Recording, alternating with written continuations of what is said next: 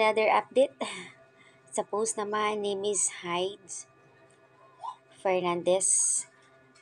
Kahapon kasi mayroon pong IG story ni Kim Cho kung saan ay nasa Chowking sila kasama mga staff ng Chowking. Sa IG story yun ni Kim. At kasama doon si Miss Hyde. Sa post naman niya ay medyo malabo pero kitang-kita ng mga Kim Pao fan na ang katabi ni Kim ay si Paulo. So meaning kasama si Paulo kahapon sa event doon sa Chowking. Kaya naman sabi ng iba, ba't mo pinalabo Ate Hides yung IG story niya, baka naman po andyan si Pao sa tabi ni Kimi. Pagmasdan nyo ng maigi guys ang katabi ni Kimi kung si Paulo nga ba iyan. Sabi dito sa comment, nakikita namin si Pao sa pics, di mo lang kasi nakikita. Ang linaw talaga na katabi ni Kim si Pao. So ayan.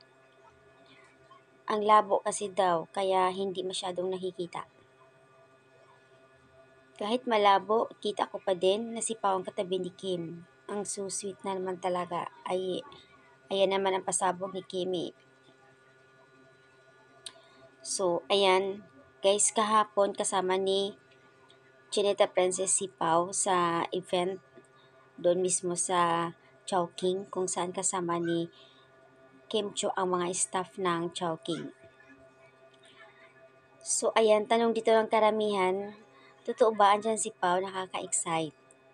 Parang si Pao nga yung katabi dun sa kabilang side.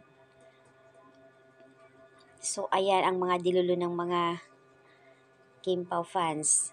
Pagka may event talaga si Kim Cho or may mga pinupuntahan, ang iniisip talaga nila na kasama doon si Paulo Abilino.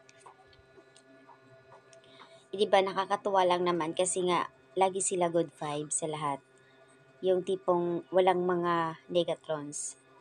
Kahit sa mga Kim Pao fans, wala silang yung pagdududa, lahat mga positive para sa kanila.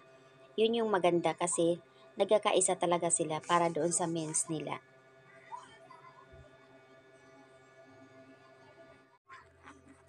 Isa pang namataan na isang netizens dito po kung saan ay magkasama ang Kim Pao. Nasa dulo sila ng I think tabing ilog or dagat ito. Pero ito guys, kuha ng WWSK. Nag-uusap lang naman sila doon sa pinaka dulo. Pero may something yung pag-uusap nila na talagang may paghawak kamay pa ito si Kim pero sandali lang. Nagbatuhan sila ng linya ayon dito sa iba. So ayan makikita sa photos. Clip video lang talaga siya. Ayan, ang bilis ng pagkahawak ni Kim pero kinuha agad ang kamay niya. Ang daming bala dito. Thank you so much for sharing this clip video.